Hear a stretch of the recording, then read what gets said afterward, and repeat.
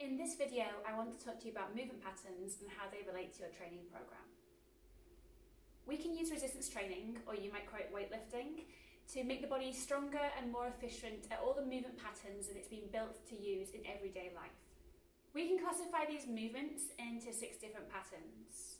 So we have core, squat, bend, push, pull, and lunge, or you may call it single leg.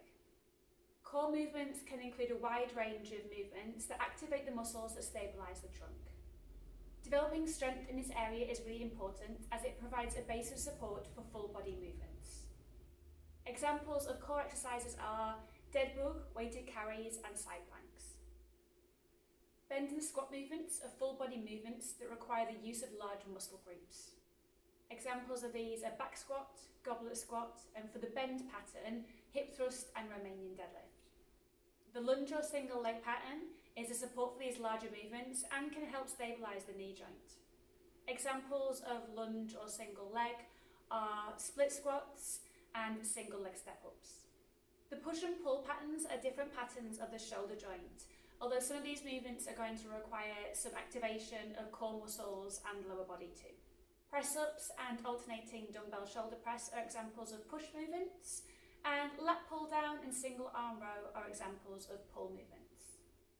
Your training program should include a mixture of all of these patterns, but the specific exercises that are chosen in your program are based on your goals and your current capabilities. When it comes to ordering these exercises in a session, the basic rule of thumb is that multi-joint, more complex and more intense exercises like a deadlift would come first, and then less complex and less taxing exercises like isolation work like a bicep curl would come towards the end. Ordering like this means that the exercises that are most demanding will be performed when the most physical and mental energy is available, meaning that you'll get more from your training session. When it comes to weight training, most people start with full body resistance sessions, meaning that in one training session they will be doing both upper and lower body work. As somebody becomes more advanced and more experienced, or is training to more specific goals, they may do upper and lower body splits, or have training where on one particular day they'll be focusing on one movement pattern only. An example of a full body resistance training session, including all 6 of these patterns, is A1 bench press for push, A2 dumbbell Romanian deadlift for bend, B1 front squat, B2 single arm row for pull,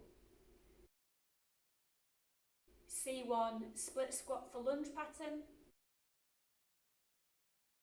and C2 front leaning rest for core.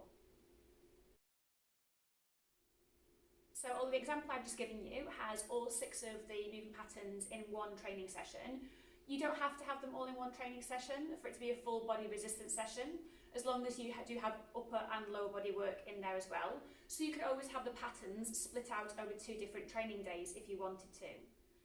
So having this knowledge and thinking about exercises in terms of movement patterns in your program can be quite useful if you're in a gym environment.